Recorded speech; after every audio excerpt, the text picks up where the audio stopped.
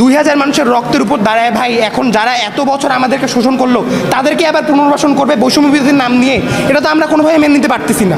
কতিপয় বিপ্লব চোরেরা তারা এই প্ল্যাটফর্মটা দখল করে টেন্ডারবাজি, চাঁদাবাজি, মামলা বাণিজ্য, আপনার বালুর পয়েন্ট নেওয়া থেকে শুরু করে এমন কোনো অপকর্ম নেই তারা করতেছে না।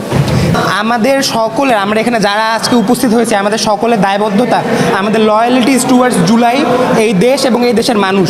রিসেন্টলি আপনারা জানেন যে হচ্ছে আমাদের রংপুরের মধ্যে একটা মেলা হয়েছে এবং সেখানে লটারি নামক একটি জুয়া চলানো হয়েছে, হাউজি। তো সেখান থেকে মানে প্রথমে আমরা সবাই প্রতিবাদ জানিয়েছিলাম যে আসলে এখানে তো আমাদের যারা গরিব মানুষের আছে তারা সবাই ধ্বংস হয়ে যাচ্ছে। তো আমরা আমাদের আহ্বায়ককে, জেলার এবং মহানগর থেকে যারা আছে, মহানগরের আহ্বায়ক এবং 4 জন যারা আছে পদ্মারি, সবাইকে বলা হয়েছে ভাই আপনারা কিছু অ্যাকশন নেন। তারা প্রথমে দৌড়াদৌড়ি করলো, কিন্তু তারপর যখন তাদের কাছে মানে মেলার লোকেরা যখন তাদেরকে রিচ করলো, নেগোসিয়েশন করলো, তারা টাকা নিয়ে তারপর সব কিছু ধামাচাপা দিয়ে দিল। আমার কাছে প্রমাণ আছে, তারা হচ্ছে 14 লাখ টাকা নিয়েছে। আমরা প্রমাণটা একটু পর আপনাদেরকে দিয়ে দিব। জেলা কমিটিতে 7 লাখ টাকা এসেছে এবং মহানগর কমিটিতে 7 লাখ টাকা এসেছে।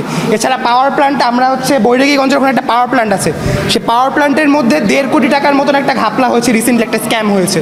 সেই স্ক্যামের সাথে আমাদের রংপুর জেলার আহ্বায়ক ইমরান আহমেদ, ডক্টর জামিল এবং 4 জন যারা, তারা সকলে এটার সাথে জড়িত। এবং সেখানে আমরা আরও জানি যে এর আগের সিন্ডিকেটে, যে আওয়ামী লীগের সিন্ডিকেট ছিল পাওয়ার প্ল্যান্টের মধ্যে, সেই সিন্ডিকেটের 8 জনকে তারা আবার পুনর্বাসন, তারা মোট 10 জনকে ওখানে যোগ করাইছে এবং তার মধ্যে 8 জনই আবার আগের আওয়ামী লীগকে। এছাড়াও আমি আরেকটা প্রমাণ আপনাদেরকে দিব, সেটা হচ্ছে আমাদের রংপুর সিটি কর্পোরেশনের মধ্যে 30 জনের নিয়োগ দেওয়া হয়েছে। ইমরান আহমেদ নিজের মুখে স্বীকার করছে সে নিয়োগটা দিছে। আমার প্রশ্ন আপনাদের কাছে, দেশের মানুষের কাছে, সে নিয়োগ দেওয়ার কে? তার স্টেকটা কি যে সে নিয়োগটা দিবে? সে তো নিয়োগ দেওয়ার কেউ না। সে সর্বোচ্চ বলতে পারে, প্রোটেস্ট করতে পারে, সে নিয়োগ দেওয়ার কে? সে ওখানে যে স্ট্যান্ডবাজি করে সে 30 জনের নিয়োগ দিছে। কয় টাকা খাইছে সে এভিডেন্স আমি জানি না, সে ডিটেলসও আমি জানি না। অবশ্যই টাকা খেয়েছে, টাকা ছাড়া তো সে নিয়োগ দেবে না ফ্রিতে। সে 30 জনের, এবং এটার প্রুফও আমি আপনাদেরকে দিব। প্রথমে ব্যাপারটা জানতাম না, ঈদের আগে হয়েছে কি তারা বলছে যে সবাইকে পাঞ্জাবি দিবে।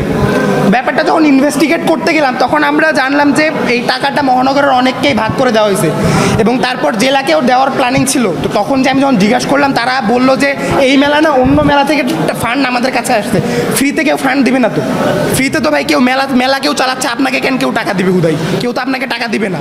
টাকাটা আসলো কই থেকে? তো আমরা যখন ইনভেস্টিগেট করলাম ব্যাপারটা, তখন দেখতে পেলাম আসলে জুয়ার ওখান থেকে টাকাটা আসছে। ওরা বাধা দিতে গেছিল, পরবর্তীতে ওদেরকে রিচ করা হয়েছে জন্যই ওরা পরে টাকা নিয়ে নেগোসিয়েশনটা করেছে। এবং এটা নিয়ে জেলা কমিটিতে অনেক কথাবার্তা হয়েছে। আপনার ঈদের আগে অনেককেই টাকা দেওয়া হয়েছে এই আপনার সালামি নাম করে এই টাকাটা অনেককেই ভাগ করে দেওয়া হয়েছে। শুরুতে একবার আমাদের একজন বক্তা এখানে বলে গেছেন যে তাদের জেলা কমিটি থেকে একটা পাঞ্জাবি দেওয়ার কথা ছিল, যেটা দেওয়ার পর কিন্তু মেইন বিষয়টা উঠে আসছে। সো একজন আহ্বায়ক কেমন করে তার জেলার সদস্য কতজন? 158 জনকে কিভাবে তিনি একা পাঞ্জাবি দিতে পারেন? এই জিনিসটা, এটার উৎসটা বের করার জন্যে কিন্তু প্রথমে তদন্তটা শুরু হয়। প্রথমে আমরা বের করি যখন আমাদের ত্রাণ হয়েছিল, ত্রাণের সময় একটা টাকা উঠছিল, অনেক অ্যামাউন্টে খরচ হয়েছে, তার মধ্যে একটা নির্দিষ্ট অ্যামাউন্ট 87,000 টাকা বেঁচে গেছে।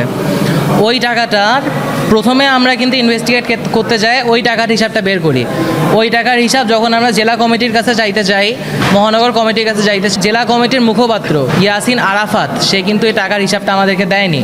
আবার আহতদের যে ত্রাণের প্যাকেজগুলো দেওয়ার কথা ছিল, স্মার্ট প্যাকেজ, আহতদের 2 প্যাকেট করে দেওয়ার কথা, কিন্তু আহতরা 1 প্যাকেট করতে পাচ্ছিল। এটা দায়িত্বে জেলা কমিটি ছিল। তাদেরকে যখন এটারও কোয়েশ্চেন আস্ক করা হয়, তারা স্পেসিফিক কোনো কোয়েশ্চেন এখানে অ্যান্সার দিতে তারা পারেনি। আর তার সাথে আমাদের বৈষম্য বিরোধী ছাত্র আন্দোলন, যেটা বিভিন্ন সময়ে আমাদের, যেমন তাসিন ভাইয়ের কথা এখানে উল্লেখ করা হইলো, তাসিন ভাইকেও একটা নির্দিষ্ট গেম প্ল্যান সাজায় এখান থেকে সরায় দেওয়া হয়েছে।